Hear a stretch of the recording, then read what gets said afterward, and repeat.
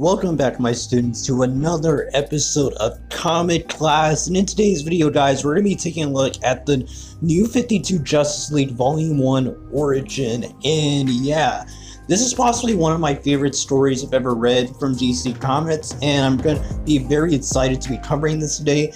And yeah, I hope you guys like the video and share it around on Twitter and other social media platforms to grow the channel.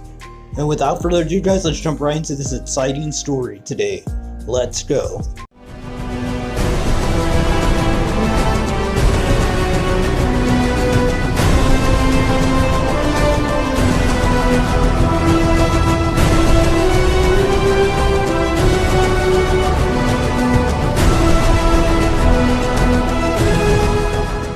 So our story pretty much starts off with Batman basically being chased down by the Gotham police department, and yeah, it's a really cool action scene. You get to see Batman basically dodging bullets and stuff like that, and Batman is actually chasing down a parademon, and he gets into a fight with one when he's confronted by Green Lantern, who actually helps him out fighting against the parademons. Now this does get the attention of the Gotham Police Department, but at the same time Batman does mention that they have a right to be scared because there's people with superpowers kind of appearing all over the place, and they don't know how to differentiate between the good guys and the bad guys. So it's a really cool perspective. Now we get to see Batman and Green Lantern basically interact with each other. We get some really cool banter between the two, and it's always cool to see Batman kind of like cracking some jokes, you know, out of the blue. Because he doesn't always do this, so it's really cool to see him kind of like just chilling with the Green Lantern, Hal Jordan. And yeah, Hal Jordan is basically like a rookie at this point, very hot-headed, basically wants to go in, you know, with action first, not thinking straight. And yeah, so he basically tries to stop Parademon from infusing some sort of mother bots into the wall that he's putting it into, and this Parademon basically says for Darkseid and it explodes, and Green Lantern basically uses his ring to try to figure out what exactly the mother box is, but the ring was not able to identify it. So Batman has a feeling that there's a chance that the person named Superman, who, you know, in this timeline they haven't all met with each other yet, the Justice League informed it, so they haven't met Superman yet. So basically Batman says Superman might know exactly what this thing is because he's a Kryptonian, he's from space. So we get to see basically Victor Stone, Cyborg, basically his backstory, being a very successful, I don't know if he's in college or high school, I think he's in high school, in the football team, so that's really cool. And while that's happening, we get a fight between Superman, Green Lantern, and Batman. This we're introduced to the New 52 version of Superman, who's kind of controversial. Some people like him, some people don't. I'm actually a fan of this Superman, and I might cover his entire New 52 run sometime in the future on this channel, but at this moment, we'll talk about him here. So yeah, New 52 Superman's pretty cool. He's not the Superman that we all know and love, you know, the very wise and always does the right thing type Superman. He's kind of like growing into that role in the New 52 continuity. So yeah, like I said, very controversial version of Superman. And Batman basically tries to talk some sense into Superman, trying to get him to understand that him and Green Lantern are not the bad guys. So a battle ensues, and we get to see Green Lantern use chains against Superman, and this where Superman just breaks out of the chains. It's possibly one of my favorite panels in any comic ever. Just really cool. And yeah, they basically are still fighting, and basically the Flash is basically called in by the Green Lantern because they're actually friends and they know about each other, which is really cool. Because Green Lantern said he didn't know that Batman was real. So the, you know, Green Lantern or the superheroes in this timeline don't all know each other personally. So it's really cool to see that Barry and Hal Jordan actually know each other, and he basically calls on the Flash saying that Superman's gonna kill them if the Flash doesn't come to help, and the Flash shows up to kind of like calm down Superman. And yeah, it's a really cool scene. You get to see the Flash basically speed blitz Superman for a moment, basically tell him that he's never been caught before or touched before. And this is where a little battle ensues between Superman and the Flash, basically showing off the Flash's speed. And Superman basically outsmarts the Flash and actually is able to land a hit on the Flash, with the Flash saying that he actually hit me. just basically in pain saying ow. And yeah, it's really cool. Eventually, Batman basically gets Superman to calm down, basically tells him that they are not the enemy, and he wants answers onto what the Mother Box is. And this first Superman basically says that the Mother Box, he doesn't know what it is. And yeah, so they're all in this together, and they're gonna try figuring out what exactly the Mother Box is doing on Earth, and why these parademons are coming to Earth as well. And yeah, so we get a little more backstory. I think one thing this story does really well is it shows us the backstory of Victor Stone becoming Cyborg. Get to see him interact with his dad, Silas Stone. And if you watch the Zack Snyder Justice League movie, you can tell that there's some inspiration from this comic. And yeah, Silas basically tells Cyborg that, Victor Stone, that what he can do, playing football professionally is going to be a joke compared to all the superhumans, or metahumans, this is what they're called in DC, and what they're able to do with all these metahumans basically coming up out of nowhere. There's like so many of them that eventually the world is going to change and not find excitement in stuff like football anymore, which I don't really get that logic, because there's many things that are still popular today that are not as groundbreaking as what we have now, and they still enjoy stuff like board games and stuff. So I think there's some things that just don't go out of style, but that's just the personality of Silas Stone. So anyway, going back into the story, we get to see that they're basically trying to figure out what exactly is going on with the Mother Box, why it's here. And the Mother Box is kind of activate, and Victor basically grabs one of the Mother Boxes that Silas and his laboratory, assistants were working on. And this is where stuff gets boom tubed. Basically, the parademons get boom tubed to Earth, and Cyborg was actually holding on to the Mother Box that Silas had, and him and his lab assistants, and this causes the Mother Box to kind of attack Cyborg, kind of fuse itself with Cyborg, and basically turning Victor into Cyborg, which is cool. Now we get to see that Wonder Woman basically appears. It's probably one of my favorite drawn Wonder Woman. Whoever did the art for this series, I think it was Jim Lee. Jim Lee just draws an amazing Wonder Woman. And basically the parademons arrive on Earth. They're getting boom tubed to different places on the Earth, and Wonder Woman basically takes on these creatures. Now Silas basically is told by his lab assistants that Victor's kind of like gone. He needs to like try to get out of there, but Silas basically says that he's gonna try saving his son, that he won't watch his son die just like his wife. So yeah, so we get to see that Superman, the Flash, Green Lantern, Batman, they're all fighting parademons. Basically all the parademons, they're coming out of the boom tube where they're at, and we get to see all their powers kind of in display, and Wonder Woman joins the group. And it's like our first real fight scene with the Justice League, which is really cool to see them all working as a team, taking on parademons. And they're all impressed by Wonder Woman's abilities and her beauty. We get some funny scenes with Green Lantern and the Flash saying dibs on Wonder Woman, which is pretty funny. So basically Silas creates Cyborg. Basically he makes his son into Cyborg, which is really cool. Victor's still alive. He was able to survive the transmutation of the Mother Box technology, as well as what Silas, I guess, had created, which is cool. We'll get to see his abilities in a little bit. So basically the parademons start flying off, and they start circling an area which Barry notices that they're doing. And yeah, basically Victor connects to with the Mother Box that feeds with them. He is able to see the king of Apocalypse, basically Darkseid. And yeah, Darkseid's here, or at least he's coming. So we get to see that Aquaman basically appears to the Justice League, because he realizes that the Earth is under attack and that it will be a matter of time until they come after Atlantis in the sea. So he comes to join them and help them out. And yeah, so Cyborg basically is understanding what his powers are, and is kind of like seeing what exactly he's able to do with it, which is cool. And eventually he's able to use like a sonic blast of, like sonic waves to attack the parademons and save his father and lab assistants. And yeah, so he's going to be going off to join the Justice League to fight off against the threat that's happening all over the city. So we get to see that Aquaman basically is talking to all the Justice League members, kind of like introducing himself, and basically was getting a little bit disrespected by Green Lantern, saying, what exactly can you do?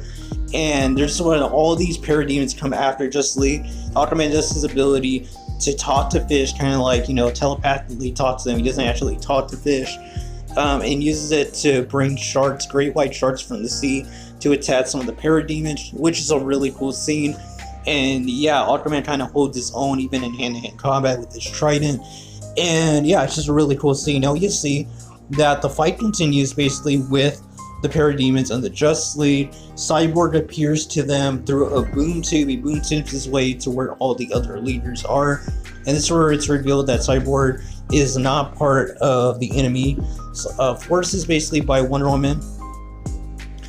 And yeah, it's pretty cool that, you know, Cyborg basically is being introduced to every member of the Justice League. And he basically is trying to warn them that, you know, someone's coming, that he's coming, and this we're revealed to Darkseid coming through the boom tube. And yeah, like Green Lantern says, I'm guessing he's the bad guy, and Batman says, good guess. And the battle begins between Darkseid and the Justice League, and yeah, just amazing moment after amazing moment from this point on.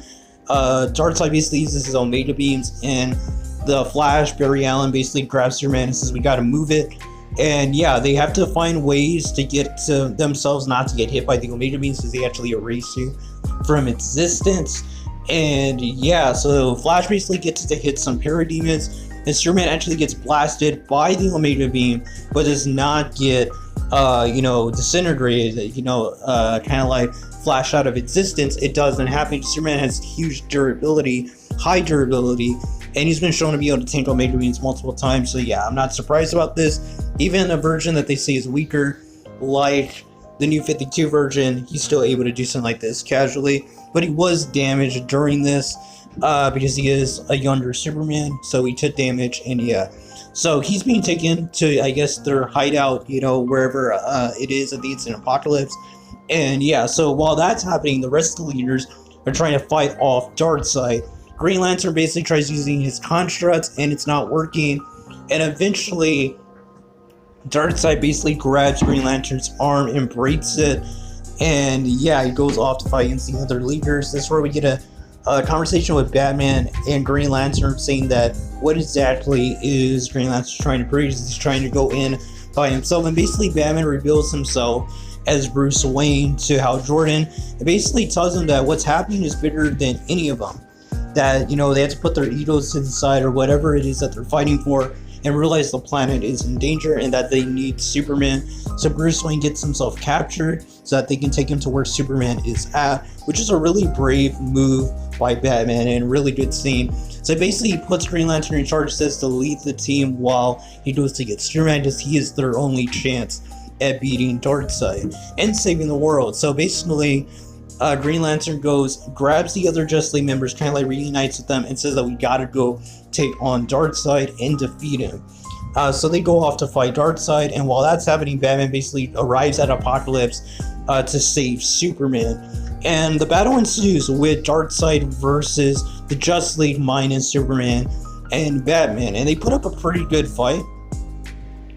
And at the same time, Superman's basically getting kind of like examined by some people that I guess work for Darkseid in his Apocalypse planet. And yeah, eventually Wonder Woman lands a hit on Darkseid's eye with her sword, and yeah, basically blinds him in one eye. And while that's happening, we get to see that Superman basically is being saved by Batman. He basically tells him that we need you because, you know, there's no way we're going to beat Darkseid without Superman. We need Superman. Superman goes out of the portal, basically a boom tube, and he boom tubes his way to Earth, the way I guess Batman came in, and to Apocalypse, and he attacks Darkseid, which is like one of the greatest moments ever.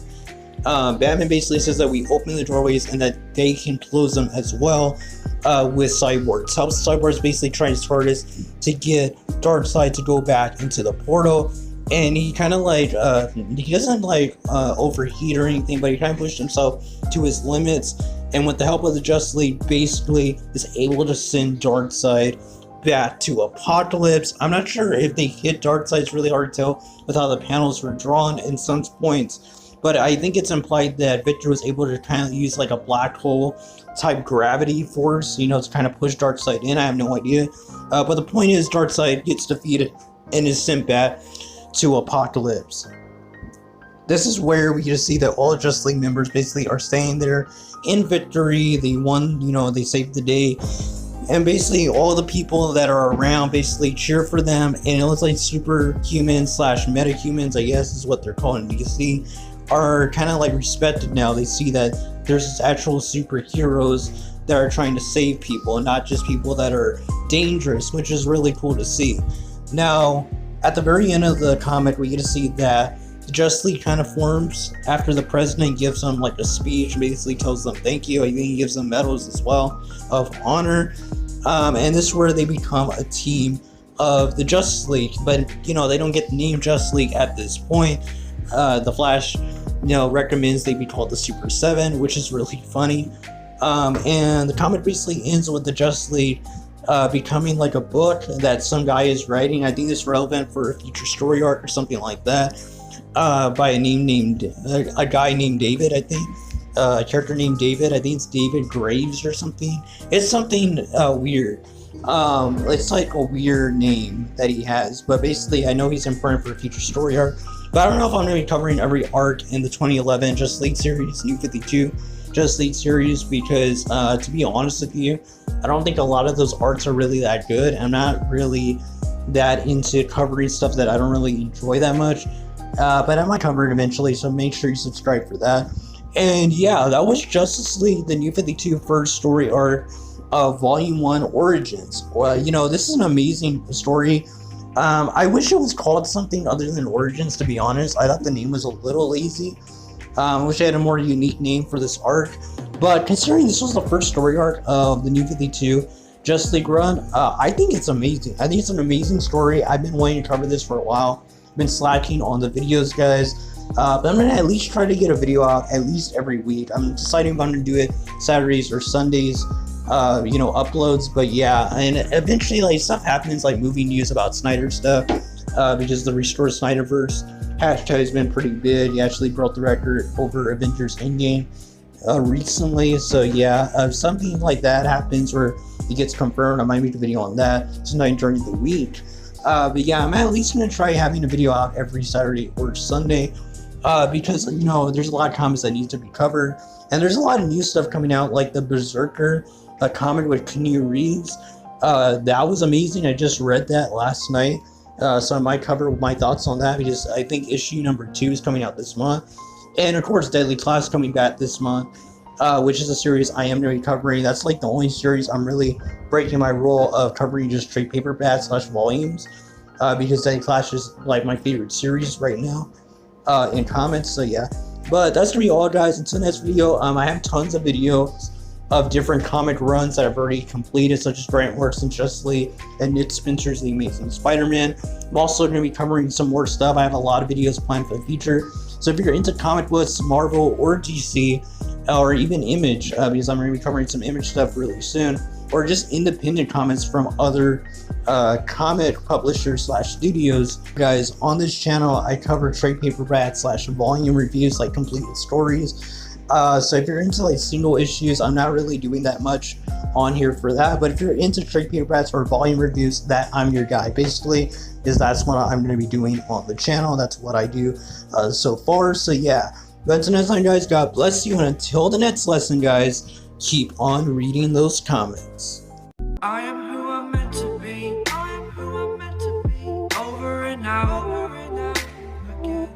My future needed clarity, so I could see.